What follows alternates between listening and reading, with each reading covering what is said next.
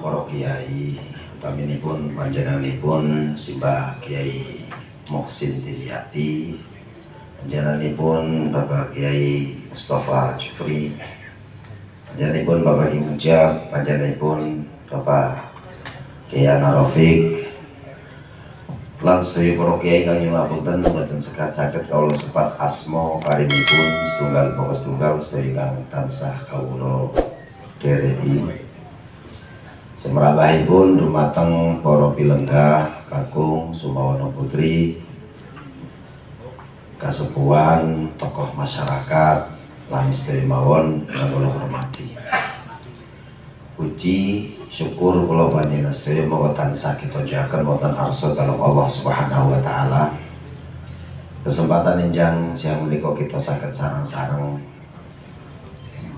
memperingati wontenipun wiyosan dalem junjungan kita Nabi besar Muhammad sallallahu alaihi wasallam, yang mana merupakan apresiasi rasa senang dan gembiranya kita, syukur kita atas kenikmatan ingkang dipun paringaken Allah dumateng kula lan panjenengan sedaya. Inggih menika wujudipun junjungan kita Nabi besar Muhammad sallallahu alaihi wasallam. Apresiasi utawi ungkapan rasa bunga niki sakjane dihawitri pun wonten. Dari zaman dulu sudah ada.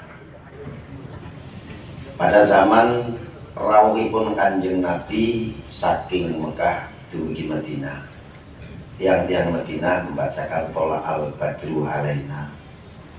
Itu bukti daripada kegembiraan mereka karena kedatangan junjungan kita Nabi besar Muhammad sallallahu alaihi wasallam. Rasulullah piyambak pada saat ditanya kenapa puasa hari Kamis, beliau menjawab, karena hari itu saya dilahirkan. Ini ungkapan. Dalam setunggalipun kitab mengendikaken bahwa Rasulullah sallallahu alaihi wasallam iku nate ngakekai piyambakipun. Jadi sampun dados nabi niki pernah beliau memotong kambing untuk niat akekah dirinya. Padahal sejarah niku sampun jelas pilih Abdul Muthalib, kakek ibun Kanjeng Nabi, akali Rasulullah sallallahu alaihi wasallam yaumi sabihi, mengadakan akekah untuk Kanjeng Nabi pada hari ketujuhnya. Dan syariat jelas bahwa tidak ada akekah terulang. Akekah ya sepisan, boten kaya dene korban. Ulama mentafsirkan terhadap hal ini, apa yang dilakukan oleh Rasulullah itu ungkapan kesyukuran beliau atas terlahirnya, atas nopo terlahirnya. Namun niku tafsiran ulama, apalagi sebab kalau akikah 2 kali tidak masuk. Kalau belum diakikah jelas riwayat sudah jelas bahwa Rasulullah mengatakan bahwa beliau diakikahi oleh Abdul Muthalib pada hari ke-7. Kok beliau mengatakan akikah lagi? Itu ungkapan syukur beliau atas kelahiran beliau piyambak. Sehingga cara-cara ta'zim kepada Rasulullah, kepada kelahiran Rasulullah niku pun berlanjut dari awal sampun wonten Sayyidina Abdullah bin Abbas, Sayyidina Abdullah bin Umar niki selami wonten Madinah tidak pernah beliau itu kencing di kota Madinah. Karena apa? Saya tidak mungkin melakukan itu karena Rasulullah dikebumikan di bumi ini. Sehingga kalau badhe qadil hajat iku medal diniatin apa? Niat ta'ziman li Rasulillah. Imam Malik yang mana beliau pernah mengatakan manimtu illa ra'aitu Rasulullah sallallahu alaihi wasallam fil manam. Saya tidak pernah tertidur kecuali untuk ketemu Kanjeng Nabi. Niki Imam Malik. Ngoten niku Imam Malik niku beliau tidak pernah naik kuda, beliau tidak pernah pakai terompah selama di kota Madinah. Tatkala ditanya kenapa, ta'ziman di Rasulillah, ta'ziman di Turabihi. Niki ungkapan-ungkapan ngegungaken dumateng junjungan kita Nabi besar Muhammad sallallahu alaihi wasallam. Mereka sangat memahami ayat itu minu billahi wa rasulihi wa tu'azziruhu wa tuwaqqiruhu. Nanti ada wa tusabbihuhu bukratan wa asila. Sehingga pada kurun kelima berarti abad kelima dari hijrahnya Rasulullah, bermula dari tahun 400 sekian, ini muncul wontenipun peringatan Maulid yang diidharkan seperti haflah atau al-ihtifal. Nek biyen iku lah takdiman mereka mengungkapkan caranya masing-masing.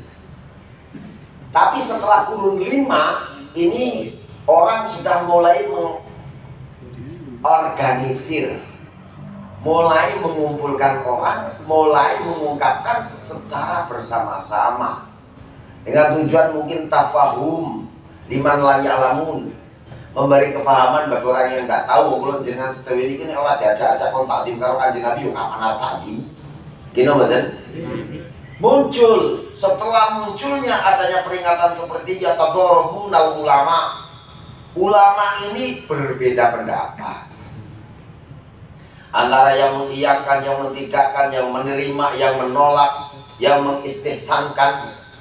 Tadi gua biasa ngomong ali sak niku perkara sing luar biasa, apa masuk masak jadi botol itu biasa muncul. Dari munculnya niku para ulama itu menganalisa terhadap namanya disposisi hukum antara fikih. Ini sebenarnya hukumnya mau dimanakan? Niki nun saya ngajine rada ono anu niki. Kalau pikir niki mau karo bahaya ini kok gitu. Ngajine cerita tok yo jenengan sing seneng niki bahaya. Niki nggih.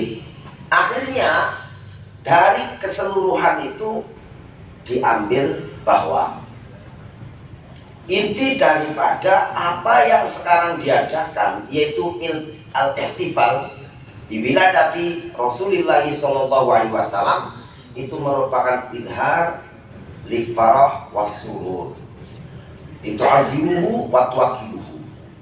Itu sebenarnya cuma ungkapan daripada rasa senang dan gembira, rasa takzim dan rasa untuk siap berjuang di barisan junjungan kita Nabi besar Muhammad sallallahu alaihi wasallam. Sehingga hal seperti itu menurut orang yang mengkriteriakan bahwa bid'ah itu dibagi dua, ini komandannya Izzuddin bin Abdus Salam yang mengatakan bahwa bid'ah itu ada dua. Ada bid'ah hasanah, ada bid'ah sayyi'ah. Menurut beliau ini adalah bid'ah yang hasanah. Karena apa? Karena isinya dan intinya merupakan pembaharuan untuk kemaslahatan iman, kemaslahatan Islam, kemaslahatan umat. Tidak ada orang setelah maulid kemudian ini prosesinya negatif, tidak ada. Karena di dalam maulid itu yang diadakan nopo, yang ada di dalam maulid itu nopo, baca Quran, pengajian, baca selawat, riwayat dan seterusnya. Ada di dalamnya bid'ah muto'am, sebagaimana yang diungkapkan oleh Sayyidina Umar dalam masalah tarwih, katanya nikmatil bid'ah hadi, sebaik-baiknya bid'ah ini tarwih yang dilakukan secara berjamaah. Nah, mengikut pada itu maka Sayyid Izzuddin bin Abdus Salam mengatakan bahwa iktifal di wiladatin Nabi adalah perkara yang bid'ah hasanah. Tapi bagi orang yang tidak mengatakan bid'ah dibagi dua, pembesarnya itu adalah Taqiyuddin Ibni Taimiyah dan Abu Ishaq Asy-Syatibi. Ini bid'ah cuma satu. Ya udah ada bid'ah hasanah dan bid'ah ya bid'ah. Mereka yang mengatakan bid'ah cuma satu, Definisi bid'ah itu sendiri adalah ma yukhalifus sunnah, sesuatu yang bertentangan dengan sunnah. Sekarang di dalam maulid ini yang bertentangan dengan sunnah itu apanya? Maka menurut kriteria kedua ini pun maulid ini termasuk dalam tatanan man sanna fil Islam sunnatan hasanatan, yaitu orang yang memperbaharui jalan dalam Islam, jalan yang baik, yang mana nanti falahu ajruha wa ajruman amilnya. Jadi mudil, tidak ada yang dipermasalahkan. Menurut sing kaya kene ya hukumnya merupakan man sanna fil Islam sunnatan hasanatan. Menurut yang itu bid'ah, ini adalah bid'ah hasanah. Niki dari ketentuan hukumnya. Maka Sayyid Alawi bin Abbas Al-Maliki itu mengatakan bahwa maulud itu merupakan apresiasi manusia dalam menampakkan rasa senangnya, gembiranya, takzimnya kepada junjungan kita Nabi besar Muhammad Sallallahu Alaihi Wasallam. Ini bisa dilakukan dengan cara apa saja, yang penting cara itu adalah cara yang terhormat dan tidak mukhalif li syar'i. Kata dia, caranya cara yang terhormat dan tidak bertentangan dengan syariat. Orang mulutan ebeg-ebegan umpamane niki mboten pas. Karena nafsu ebeg-ebegan sendiri nanti akan ditentang dalam satu pangendikanipun Sayyid Ibnu Hajar Al-Asqalani yang mengatakan bahwa selagi tidak ada amrul kharij kahtilat rijal binisa wallahot wa ghairu minal lahwat, ini hukumnya boleh. Lah kalau umpama kok mulutan ceritane kok teng jerone beda, dan iki sing mboten ansal. Jelas nggih? Jadi kalau jenengan sejo niki masalah mulutan betul-betul sesuatu tinggalanipun ulama-ulama kita yang wajib kita lestarikan, karena isinya adalah mengenalkan terhadap umat siapa itu junjungan kita Nabi besar Muhammad. Guru saya Sayyid Hasan bin Abdullah Marsyatiri mengatakan al-maulud ibarah an qiraati siratin nabawiyati. Yang namanya maulud dan niku lah perumpamaan daripada kula jenengan sedaya niku midhangetaken maca terhadap sejarah Kanjeng Nabi. Kan ngoten nggih? Itu. Lah saumpama kula jenengan sedaya niki lah muludan niku mboten paham, maka muncullah di situ diadakan mauidhah hasanah untuk mengenalkan apa sebenarnya ajaran junjungan kita Nabi Muhammad Sallallahu Alaihi Wasallam, apa yang dikutuakan oleh Nabi, supaya umat ini akan mengenal, akan mengetahui, dan kemudian menteladani. Niki tujuan akhir daripada peringatan Maulid Nabi Muhammad Sallallahu Alaihi Wasallam. Sehingga kula panjenengan sedaya wonten ranah-ranah peringatan ingkang kados mekaten sesuai dengan yang dikatakan oleh Ibnu Taimiyah di akhir pangendikan. Pada waktu itu Ibnu Taimiyah menentang habis-habisan peringatan Maulud. Tapi di akhirnya beliau mengatakan al-mu'minu ma'jurun biniyatihim. Wong iman wong Islam niku yo diganjar sesuai dengan niatnya. Dari situ mongko wajibipun kalau jenengan sedaya peringatan-peringatan diniati sing sae. Niat sing apik. Niate kalau jenengan sedaya niki napa? Seneng nek Kanjeng Nabi niku dilahirkan di dunia. Kita takdim dengan Rasulullah, kita siap mengikuti ajaranipun junjungan kita Nabi besar Muhammad. Semakin kula jenengan sedaya niki kathah niatipun, monggo semakin kula jenengan sedaya kaya menu pahalanipun. Ngoten nggih? Kaya menu pahalanipun, bukan napa orang-orang salaf niku napa-napa niku diniati, Pak. Ngantos Sayyid Ali bin Abu Bakar Sakran menulis satu kitab niate nikah. Jadi ini wong anak nikah itu kudu diniati 50 niat untuk orang mau nikah.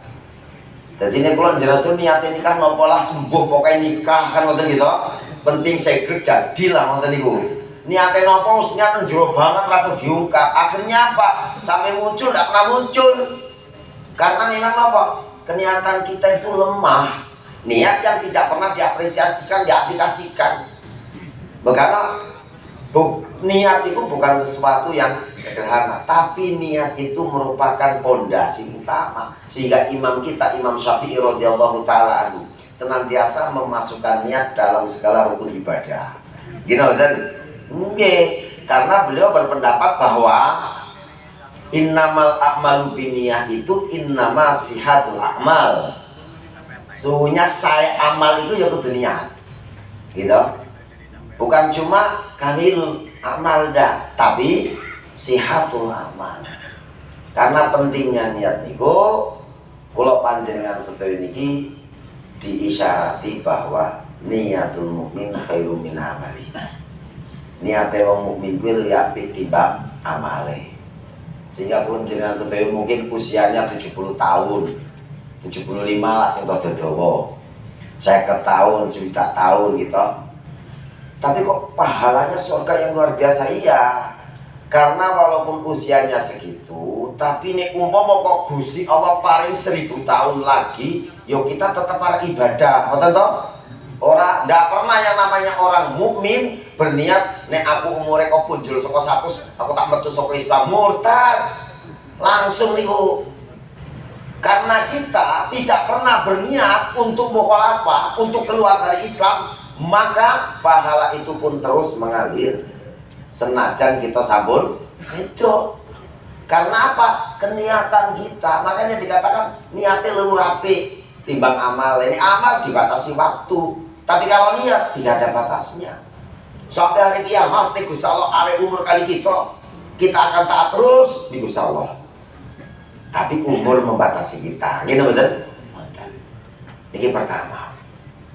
Si nomor kali bahwasanya sejarah Maulid niki ada seorang ulama di Yaman, Sayyid Abdul Ghaffar Al-Mughaffari. Itu beliau adalah pemrakarsa orang menulis Maulid. Pemrakarsa orang menulis apa? Maulid. Menulis sejarah Nabi. Dulu namanya bukan Maulid, tapi apa? Siratun Nabawiyah. Pada saat itu, ini keprihatinan didorong karena nopo? Karena beliau seorang raja yang taat beribadah, niku ningali masyarakat ini kacau. Masyarakat ini sudah mulai bergeser tatanan. Si mau koyo ngene dadi mboten, si mau koyo ngene dadi mboten. Sehingga sulitnya menata birokrasi karena kemajuan yang terus tidak tertahankan, tidak bisa ditahan, masuk terus, pegangannya lemah.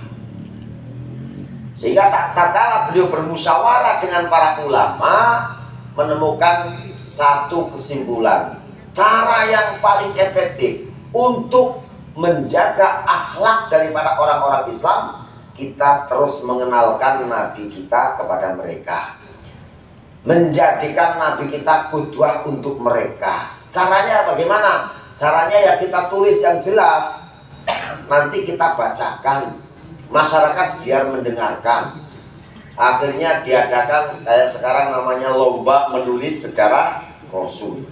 Nah, pada saat itu keluar menjadi juara itu Al-Bajanji. Luar biasa. Dan ini ternyata efektif. Setelah niku dibaca, masyarakat ini kembali ingat tuntunan Kanjeng Nabi, ingat terhadap ajaran Rasulullah. Maka itu terus setiap tahun dilakukan melalui ajang media Maulid Nabi. Jadi niki fungsi yang kedua adalah mengembalikan kembali umat supaya berpegang teguh kepada contoh qudwah dari junjungan kita Nabi besar Muhammad Sallallahu Alaihi Wasallam. Nah, niki lah kadang-kadang kalau jenengan sedaya ini berbicara tentang masa qudwah Kanjeng Nabi. Rasulullah Sallallahu Alaihi Wasallam niki pro kontra niki. Beliau Ada satu pengetikan katanya faqiruhu ikhtiyaran latiroro. Fakire Kanjeng Nabi itu mergo milih, Pak. Karena kehendak beliau, bukan karena terpaksa jadi fakir, tidak. Sampai ditawari gunung Uhud supaya jadi emas, tapi beliau menolak. Jadi le fakir itu nopo? Milih. Memang kepenak jadi fakir daripada sugih.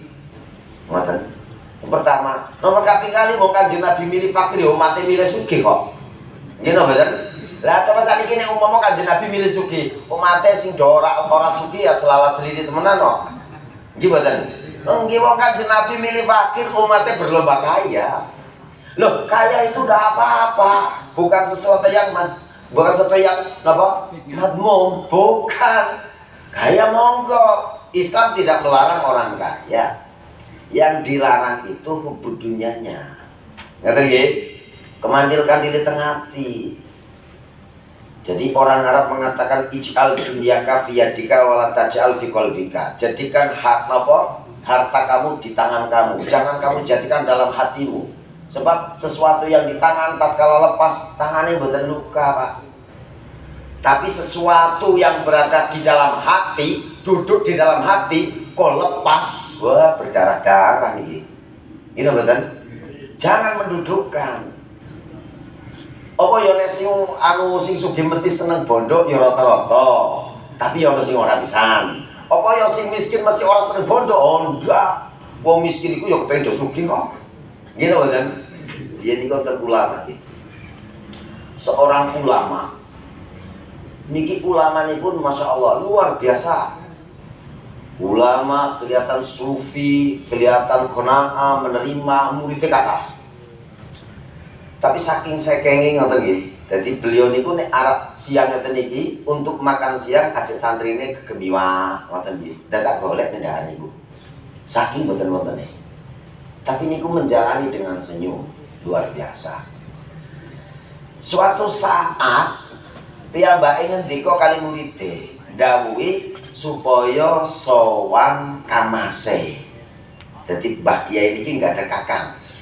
Wis kowe sowana karo kakangku. Njaluk nasihat nggo aku. Matur karo kakangku, aku njaluk nasihat. Nggih, siap. Santri niki pangkat. Mangkat sampai di tempatnya kakangnya Pak Kiai kaget. Sebab nopo? Yang ditemukan itu bukan pesantren, tapi yang ditemukan itu rumah megah mewah luar biasa. Dan itu orang terkaya. Loh, tanda tanya. Loh iyo, kaya Mbah Kiai kurang opo kok malah njaluk nasihat. Mawi sing dijaluki nasihat iki wong sugih kaya kene. Lah niku. Akhirnya masuk. Ditemui ngobrol. Kali kamase akhir kata santri niki matur, ngapunten Bapak, niki kalau didhawuhi Pak Kiai supados pesenipun Pak Kiai nyuwun nasihat kali panjenengan. Kiaimu jadi nasihat karaku. Nggih. Ya. Kandhanono karo kiaimu. Aja kumantil-kantil karo donya. Kaget. Kok iso? Nomor loro mbok yo dadi wong sing percaya karo kemurahan Gusti Allah. Ngono wae. Ngomong karo kiaimu. Tokno rasa demening donya saka atine. Iki santri kaya semaput. Kiai ku duwe apa? Mangane gramak. Kok aja mandil-kandil. Akhire bali ditakoni Pak Ki ora semaur. Lah mboten niku. Kamasku ki pesen apa? Amanah sira. Nggih Pak Yai. Ngapunten niki kula dipeseni terosipun panjenengan ampun kemandil-kandil kali donya ken ngedalaken demene rasa demene donya teng atine panjenengan. Kali panjenengan kan percaya kali kemurahan Gusti Allah. Nangis Pak Kiai niku. Iki santrine tambah bingung, dia apa? Aduh nggak Yuk ditakon ngapunten Pak Kiai kula nggih badhe belajar. Sakjatosipun ingkang kedadosan niku pripun? Ngene ya. Kang Mas Kuki wong sing blas menolak terhadap dunia, tapi dunia mengejarnya. Tapi diparil kok dunya kabeh dientekno saka Kang Masku, sedikit pun tidak akan goyahno kebersamaannya dengan Allah. Aku yo krasa kon aja demen dunya, kon ngetokno rasa demen dosa dunya, mergo nek aku arep gegemi wakiku yo harap-harapane yo kepengine oleh akeh. Yo kadang-kadang yo ora percaya diri oleh apa ora. Nyong krasa ngono. Lho, dadi sing dilarang niku mboten sugih nggih Pak nggih. Tapi napa lho yo wong pirang-pirang kok cara jenengan tak takoni niki. Jenengan duwe bojo wayu, tapi jenengan ora pati seneng, tapi jenengan duwe. Karo wong ora duwe bojo, seneng karo wong ayu, tapi duwe milih sing pundi? Hah? Lah pirang-pirang ngoten niku nggih. Rasanya kepengin memiliki tapi tidak pernah bisa memiliki, namanya bertepuk sebelah tangan. Itulah kita. Gimana? Kepengin iki rak sebadan. Sementara banyak orang-orang yang punya ini, punya itu, tapi rapatnya menghendaki. Loh, walaupun tidak begitu menghendaki, orang-orang seperti itu lebih bahagia. Sebab apa? Senajan lanjut, senajan buatan jenengi tapi duwe daripada seneng orang duwe. Lebih apik sugih tapi orang seneng. Jangan kepengin sugih, sing orang seneng. Wah, kita niki. Ukurannya niki ngeten, Pak. Ukurannya awake kita kadar ta'alluqud dunya bil qalbi itu diukuri. Kumantiling dunia tengah ini kita. Jenengan nek kelangan duit 10 yuta rasane iki. Krasa apa ora? Iki tak critani sing padha duwe 10 juta ora tau duwe yo ora usah crita ngoten lho. Sing wis tau duwe 10 juta yo ilang. Kelangan duit 10 rasane piye? Waduh, ambiar kabeh gitu.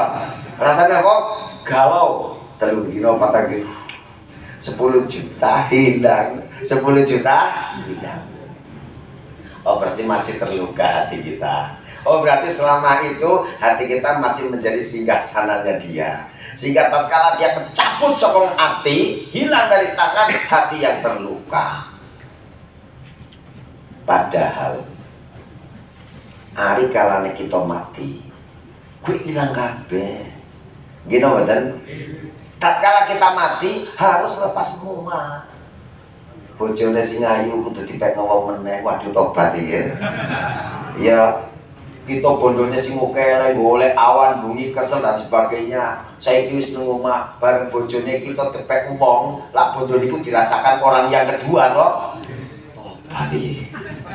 Pasrah itu gitu. Nek mati wis entek kabeh, ora ono sing digawa. Nggo apa nggo niku. Makanya kalau kita mau mati, rasa kula jenengan sedaya tidak bisa membebaskan kecintaan kita dengan dunia, ikut tersiksa. Padahal kula jenengan sedaya sing dijalu mati berbahagia. Kan itu loh. Mati dalam keadaan bahagia, husnul khotimah. Wis ora mikir dunia ngoten. Nek kula tanglet kali Mbah Yai niku takon itu. Lah niku bisa apa yang bisa menjadikan kita mati tersenyum, kita mati bahagia, tur iso ikhlas kabeh sing kita tinggalaken. Oh, uang nek duweni amalan sing istiqomah, itu nanti sebelum dia mati akan dipertunjukkan kepada dia maqamahu fil jannah. Dadi wong kuwi saurunge mati nek dene kok istiqomah le ngamal, iku arep dituduhi ki lho nggonmu nang akhirat kok kene. Panggonanmu besok nang surga seperti ini. Menungso tatkala menjelang kematian dipertontonkan oleh Allah maqamahu fil jannah, kedudukan dia di surga, lali kabeh kalau sak dunya. Sebab apa? Dunya iki dibandingkan ini iki kan apa meneh. Bojone sing moblok-moblok alang suara mutan blas. Sebab apa? Melihat mala ainun ra'at wala udunun sami'at wala qalbun bashar khotor. Nah, niku kula mandhen legoyo muga-muga kita kabeh saurunge mati wis dikiyakno Gusti Allah nggih. Niku. Lah niki kula nate riyin niku diijazahi saking guru kula Habib Salim bin Abdullah Umar Syadiri. Salah satu wasilah, ini wasilah nggih. Wasilah itu banyak, cuma salah satu wasilah supaya kita tidak mati kecuali kita sudah diperlihatkan kedudukan kita di surga. Nek gelem nglakoni salat 4 rakaat atau 2 rakaat sebelum Jumat. Nggih, sebelum apa? Jumat. Jadi waktu Jumat, sebelum Jumatan ya masuk waktu Jumat, nglakoni niku sing diwaca surat Fatihah kalian kulhu nek 2 rakaat. Rakaat pertama Fatihah karo kulhu ping 50. Rakaat kedua Fatihah karo kulhu ping 50. Ketemu ping pinten? Ping 100. Utawa digawe 4 rakaat. Rakaat pertama bar Fatihah kulhu ping 10. Rakaat kedua bar Fatihah kulhu ping 20. Oh diwalik. Rakaat pertama bar Fatihah kulhu 10, yang kedua kulhu 20, yang ketiga kulhu 30, yang keempat kulhu 40. Nah, kalau kita belajar fikih diwalik supaya rakaat pertama lebih panjang daripada rakaat yang kedua. Rakaat pertama maca Fatihah plus kulhu ping 40. Rakaat kedua Fatihah plus kulhu ping 30. Rakaat ketiga Fatihah plus kulhu ping 20, yang keempat kulhu ping 10. Jumlahnya sami niku 100. Nek istiqomah nglakoni niku tidak akan mati kecuali Allah akan tunjukkan kepada dia kedudukan dia di surga. Ternyata abot. Boten percaya jenengan lakonono. Usah ijazah-ijazah sak niku dilakoni. Ternyata berat. Wah, rakaat pertama ku 40 sekolah kok gitu. Aduh, ini kok benjukan ini. Ya memang itu upahnya bukan jam dinding, tapi upahnya melihat surga supaya kita ikhlas terhadap yang kita tinggalkan dari dunia semuanya. Loh, niki mboten kepenak loh. Bukan perkara kecil. Kalau jenengan sedang ngelalek no sekabian itu mboten perkara kecil. Gitu. Napa malih sing matine sino, bojone si ayu. Wah, lu berat banget itu. Gitu. Wah, kembali maring mantene mening balik bojoku kan ngoten niku. Pikirane tak arah karuan. Nah, niki pramila kula panjenengan sedaya. Untuk mengikuti teladan jejak Nabi yang memilih fakir itu, saya jelaskan bahwa fakir bagi Nabi adalah pilihan. Nek kula jenengan sedaya monggo badhe milih fakir di monggo, badhe milih sugih di monggo. Pirang-pirang wong sing milih fakir tapi dadinya sugih. Pirang-pirang lho, kalau bilang saking Habib Hasan Sattab, Habib Hasan Bulus lho. Niku Sayyid Agil rumiyin badhe kondur saking pondok niku wis di beat miskin. Beat miskin lho niku. Teng gurune. Tapi tekan gone boten miskin lho. Boten. Sing ora beat miskin malah miskin terus. Lebih apik di beat miskin tapi sugih daripada di beat sugih tapi miskin. Niku. Jadi kalau jenengan sedaya ini fakir itu milih bagi Rasulullah, pilihan, bukan keterpaksaan. Mana nih nopo? Kalau jenengan sedaya mengajak untuk itu, karena nopo? Kalau panjenengan sedaya ini pun sakit kaya ngoten niku berarti apa yang kita miliki cuma tinggal disyukuri. Sami kali kematian. Mati nih kalau panjenengan sedaya niku pun pestine Gusti Allah. Uang wedi mati yo mati, ora wedi yo mati. Ini corona rame banget ke. Gusti Allah hilang. Orang kiri kan Gusti Allah nek mati ke corona kabeh. Sing ora corona dadi corona gitu. Walah wis corona bubar waktu tekan karuan.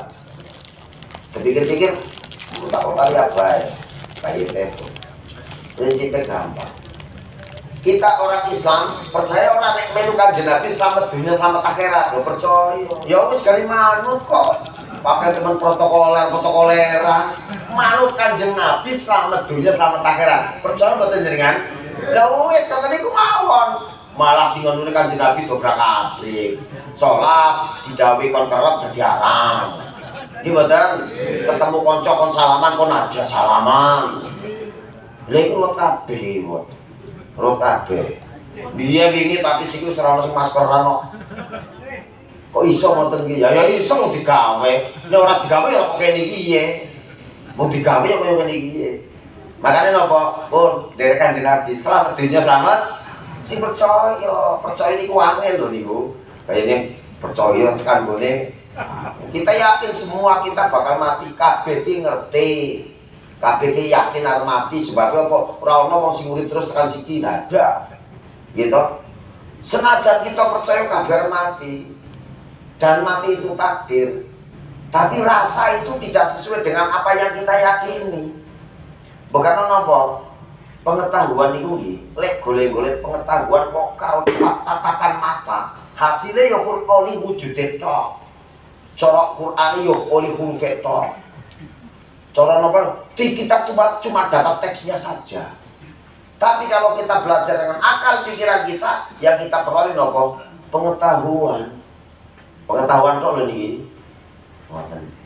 Sehingga saniki lak sing kata-katae krana boleh ngaji nganggo akal pikirane. Akhirnya ilmu itu jadi merupakan ilmu pengetahuan. Ngerti? Masalah dilakoni wong ilmu pengetahuan no. Kalau kita ngaji dengan hati kita, dihadirkan hati kita, maka yang akan kita peroleh adalah keindahan dan cinta kasih. Ngaji sholat, kita akan merasakan kalau sholat itu indah. Kita akan mencintai terhadap namanya sholat. Dilakoni, bukan tersisa pada ilmu pengetahuan. Sebab tatkala kita belajar, yang belajar bukan cuma akal pikiran saja, bukan cuma mata saja, tapi hati kita ikut serta. Ilmu niki jadi terlaksana. Kecintaan kita kali ibadah niku tersampaikan. Dan satu lagi, kalau kita kok belajar menuntut ilmu, kita bawa serta di dalamnya jiwa, maka kita akan mengetahui bahwa segalanya itu adalah kodok dan kodanya Allah. Lah nek wong kok ngajine ya jiwane, ragane, atine, pikirane, inilah kesempurnaan hakikat orang belajar. Wangel niku ngaji niku. Ngajine wis kon gelem ngaji wis angel. Bareng ngaji angel niku teyeng yo angel, wis teyeng iso nglakoni yo wangel. Tekan gone nglakoni yo wis iso, tapi tulus dan tidaknya itu sulit lagi. Lah jan angel kok. Bukan apa, kula jenengan sedaya tidak melalui proses itu, alhamdulillah niki sampun kalaksanan duka teng level yang keberapa. Alhamdulillah iya. Sebabnya enake wong Jawa niku ngoten. Kita tidak tahu proses teko-teko dadi. Napa jenengan tahu gawetan prosesnya jenengan cek koyo niki. Alas kok dilakoni tekan gone tekan saiki nggih mboten. Ora cukup pikiran koyo wong-wong niku kangelan kan mboten. Sebab apa? Nek kula njesok akan kepikiran kaya ngono lah, stres ora kedadian. Alhamdulillah kita ngaji. Maca Quran itu ternyata angel loh. Tapi alhamdulillah kita iso. Gelem iltizam nglakoni salat 5 waktu itu bukan mudah. Tapi alhamdulillah kita sudah bisa. Ini anugerah. Pramila napa? Ulama kita dulu cara mendidik itu betul-betul mengikuti caranya Kanjeng Nabi. Lho metodene Kanjeng Nabi niku napa? Urung salat bisa yo itu salat. Lho kula salate piye? Sallu kama ra'aitumuni sholli. Dadi ora juk belajar ilmu salat dhisik nganti tenan bener. Bareng gue wis pinter ora dilakoni. Nek Kanjeng Nabi ndak wis nglakoni apa yang turun pada waktu itu wahyu langsung dijalankan, ilmunya menyusul. Sebab apa? Niki ilmu suluk, niki ilmu agama, bukan ilmu pengetahuan lain. Orang kaya dandan motor, dandan mobil, wis teko debek wae, iso bongkar, iso masang, iso. Nggih mboten, ilmu agama ndak. Panjenengan ngaji Quran wis teko bismillah. Panjenengan kemisok sholat, puasa. Wong Jawa niku sederhana. Arab mengatakan wis iki pun sholat sih lho sangat alami rubuh-rubuh gedang sih, gitu. Itu metode kita orang dulu. Ternyata sukses. Sehingga mbah-mbah kita dulu ngelakoni warna-warna orang ngerti dalile babar blas, tapi tekan mati ngelakoni. Jangan siki dalile ngerti kabeh, fadilahnya ngerti kabeh. Belajar fadhilul amal nganti tamat bola-bali. Tapi di sing dilakoni mbok. You know betul? Iya, ibaratnya no bangunan kecentok menggok kesenggol bodol wis ta. Kesenggol corona remuk ambyar. Lah niki nek mung biyen bukan cuma corona, kolera, penjajah segala macam. Apakah menghengkangkan mereka dari berhenti melakukan ibadah? Enggak. Gini betul? Iya. Niku kebanggaan kita. Ternyata kita turunan yang hebat-hebat. Senajan kita belum menjadi kesana. Tapi paling tidak kan kita bangga. Nek mbah-mbah kita biyen ternyata luar biasa. Dijajah jenenge sing semua wonten diperdukas semua. Tapi nopo? Alhamdulillah. Negeri ini tetap berjaya.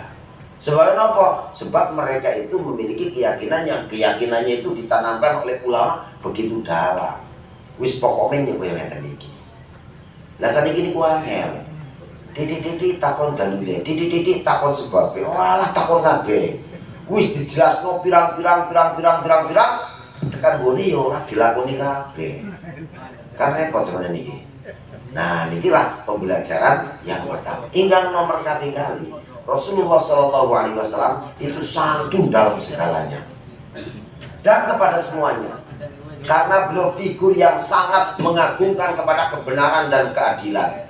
Jadi berapa riwayat baik di dalam Al-Quran atau hadis saking kata ribute wong Yahudi karo Yahudi, ribute wong Yahudi karo Muslim. Kalau terjadi adanya keributan, istilahnya dalam muamalah, dalam segala hal, mereka larinya singkong ngakimi sinten Kanjeng Nabi. Lho iso. Yahudi karo Yahudi ribut, mungkin masalah kebon, mungkin masalah jodoh, mungkin masalah hukum dan sebagainya. Siapa mereka lari kemana mereka untuk menghakimi? Ke Muhammad. Karena mereka yakin itu orang adil. Itu orang adil. Wong Islam karo wong Yahudi ribut. Mereka sepakat lari kepada siapa? Kepada Rasulullah. Wong Yahudi tidak takut kalau nanti saya Yahudi, kalau Muhammad itu Islam itu anak buahnya, mesti belak sana. Tidak takut orang Yahudi. Kenapa? Yakin Rasulullah adil. Yo. Ulama kita yang sekarang ini kehilangan ini. Gitu dan orang-orang wong non muslim ribut kalau muslim judit. Ulama sih menghakimi. Oh ya wis. Karena selain Allah kan ngerti itu kita. Iya. Coba. Niki Rasulullah begitu adil dan mengajarkan makna keadilan. Wong jenengan sedaya niki yo enggak kok dilapuro adil ora adil. Mulane jane yo ngarap bojo dobel niku iso rapate pas. Gitu. Sebabnya napa? Ora iso adil ora usah. Wis tak lakoni jan ora adil kok. Gitu. Mulane mandeg. Niki napa? Dadi Rasulullah suatu saat itu ada seorang, dia itu satu anaknya itu duduk di sini, yang satunya duduk di sini. Anak kecil, yang satu di bangku, yang satu di sampingnya. Kanjeng Nabi takon, iki sapa? Ini cucu saya. Ini juga cucu saya. Letakkan di sampingnya. Jangan satu kok bangku, satu kok duduk di bawahnya. Ini ben adil. Lah kula jenengan sediki masyaallah. Jenenge wong tua ya wajib adil karo anake. Kita mengajarkan supaya anak berbakti kepada kita. Tapi kalau kita menservisnya tidak adil, ojo ngimpi anake bakti karo kita. Tekan gone buang-buangan yang kita wis tuwa. Kae biyen sing kae minum kae. Biyen lagi kae ora kae gitu. Padahal wong tua dia. Kenapa? Karena sensitivitas anak itu luar biasa. Nek nganti siji dinge tenakan siji dinge mesti krasa. Beda nek wong liya. Nek anak sensitifnya pol. Wong kadang-kadang siji demu senyum, siji nggatheng marah satunya. Iki anak. Makanya apa? Rasulullah itu senantiasa mewasiatkan kepada kita supaya adil. Karena ketidakadilan akan melahirkan kedurhakaan. Ketidakadilan akan melahirkan kedzaliman. Ini ajaran Nabi. Adil dalam segala hal. Lah kalau jenengan sedaya niki bersikap adil ya sak mampune gitu, semampu kita. Maka wong Jawa niku punya falsafah yang namanya jangan sekali-kali kita tumban sindemban siladan. Wong siki mboten ora cacat di sini iki. Sinde niku napa, siladan niku napa? Saya tanya dulu pada waktu saya dengar sinde iki napa? Sinde itu kain sutra. Siladan itu kulit bambu yang sudah dikulit itu. Jenenge melat. Gitu. Mban namanya ngemban. Siji dimban karo kain sutra, siji dimban karo welan. Ora adil. Niki falsafah Jawa lho niki. Ajaran untuk kita bersikap adil kepada sesama itu memang merupakan falsafah yang luar biasa. Kanjeng Nabi mengajarkan, Allah mengajarkan, Kanjeng Nabi mengajarkan, ulama kita juga mencontohkan, sampai falsafah Jawa kita juga mengarahkan ke situ. Karena niku perkara sing penting. Onone wong sedulur karo sedulur badu karo-karuan ya mergo ora adil. Nun sewu nggih, perkara apa wae nek adil niku rapet. Maling kalau maling nek bagine rata aman. Gitu. Tapi jajal korupsi ngene kok sejebol sebab ana sing ora dibagine ora adil, jebocorno. Lah wong ilmune paling bekon adil. Kalau kita sing santri ora adil, maling ora adil, kenang walat. Apa maning santri gitu? Niku. Lo Kanjeng Nabi luar biasa. Tidak pernah beliau sampai pada masalah hati, beliau itu pasrah karo Gusti Allah. Oh, ternyata masalah hati itu miliknya Allah. Niku masalah kesan, tapi jangan ditampakkan. Sebab nopo boleh terjadi ketidakadilan. Yang terjadi tidak adil itu di dalam sesuatu yang anugerah murni dari Allah, tapi jangan ditampakkan lewat komunikasi kita. Kalau jenazah ini kalau gak ada anak berang-berang ya, sajane nang atike nilainya yo beda-beda bocah kiye. Tapi orang juk nilai itu untuk dasar kita memperlakukan mereka, jangan. Aku kemarin bocah ki cocok banget. Mangke yo ono ora cocoke dikit. Ki ora pati cocok. Iki ora cocok banget, gitu. Sekalipun seperti itu, jangan menampakkan rasa yang ada di dalam hati untuk menghakimi dalam bahasa zahir. Sebab itu hal yang sangat menyakitkan buat mereka. Nek nganti mereka terlukai, jangan tanya mereka itu supaya birrul walidain. Wangel niku. Sebabnya nopo? Niki Masya Allah, boten kaya semuanya guru kepada murid-muridnya pada angel, guru karo murid kon adil niku angel. Wong kula niku nate nek pengajian sing cek kae, sing cek kae. Kula diringno nek pengajian sing dicek aja kuwi petok. Perasaan karo kancane. Oh iya. Memang ini adil ya. Susah orang berbuat adil. Nah, mulane ajaranipun junjungan kita Nabi Muhammad SAW moga dipun teladani. Dan yang terakhir bahwasanya apa yang menjadi bekal kula panjenengan sedaya daripada bekal kita di dunia, di akhirat niku intuke niku teng dunya. Kesempatan untuk mendapatkan semuanya niku sekarang. Artinya apa? Rasulullah itu tidak berkenan untuk menunda-nunda sesuatu yang sudah timingnya jatuh. Ngerti ya? Karena apa? Menunda sesuatu itu pada dasarnya akan satu menunjukkan kekurang-iyaan seseorang. Jadi kowe golek loyal iku kurang lah. Kalau jenengan sedaya niku nek umpama nggih, begitu adzan Allahu Akbar cara ilmu fikih. Kula jenengan sedaya kok ana adzan wis lewat tekan gone, kita mati urung sholat, kita utang sholat, kita dosa. Harusnya nopo? Harusnya begitu kita masuk waktu langsung ada azam untuk menjalankan.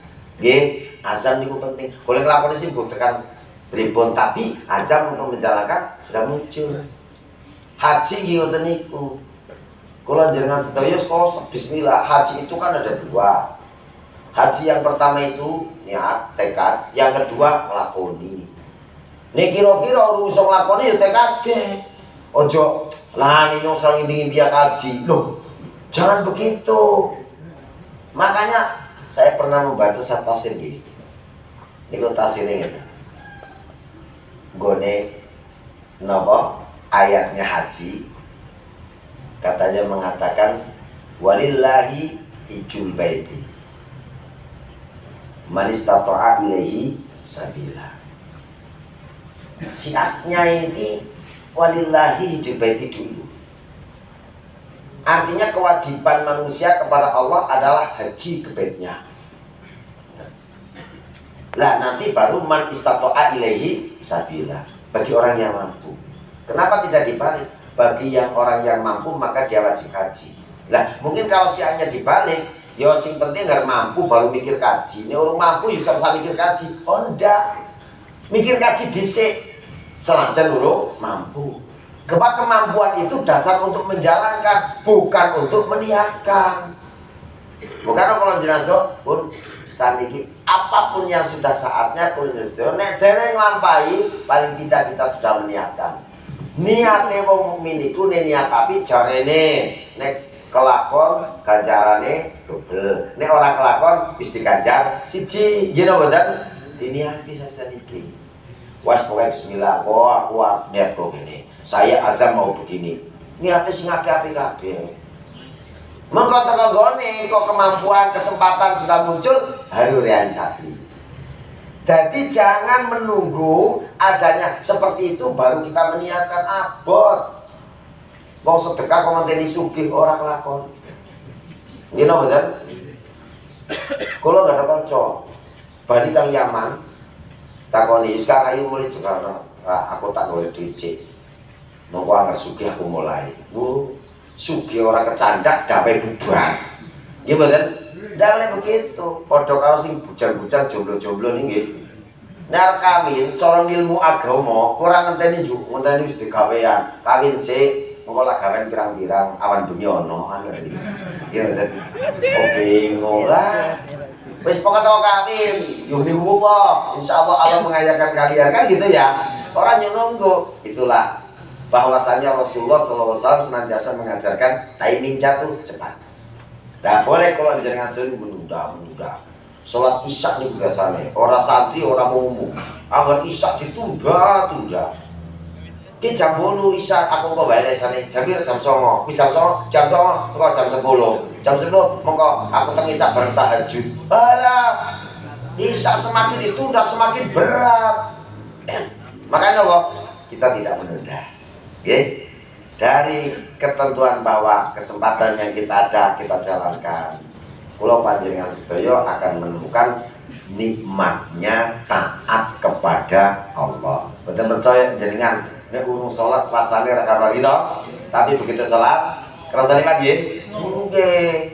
Itu akan menjadikan kita untuk terulang dan terulang. Tahajud itu berat, tapi nek jenengan saged lakoni ayem mboten lebih daripada orang lakoni. Napa mawon? Puasa sunah napa? Segala yang kita kerjakan yang akan terlahir adalah kedamaian. Walaupun permulaan kita melaksanakan mungkin kita terasa berat. Itulah yang namanya perjuangan. Sebab nek umpama kok gampang, wong gampang niku nikmate titik kok. Nek wong berat nikmate luar biasa. Lokoso-lokoso kanggone hebat. Susah-susah kanggone bahagia. Niki hebat. Karena apa? Karena ada proses perjuangan. Nah, yang dikehendaki bahwa kula njenengan sedaya menikmati proses ini jangan menunggu waktu. Sebab apa? Yang namanya kematian sudah pada saatnya, pasti datang. Jadi aja ngenteni kula kadung wis ngenteni kematian sudah terlanjur jemput. Oh, nek wingi lakoni lah ora kaya kene. Oh, ndak ada. Gitu? Ndak bisa. Pokoknya kula njenengan sedaya kesempatan yang diberikan oleh Allah maka kita menjalankan. Insya Allah dengan proses seperti itu kula panjenengan sedaya akan menemukan kebahagiaan. Amin Allahumma. Mohon semanten mawon. Ini kesana sama kita persiapan yang turut dan seterusnya. Mugi-mugi kan sekedhik menika saged ana manfaat. Sedaya kekirangan kelepatan saking pun konyo pambutan. Akhir kalam, assalamualaikum warahmatullahi wabarakatuh.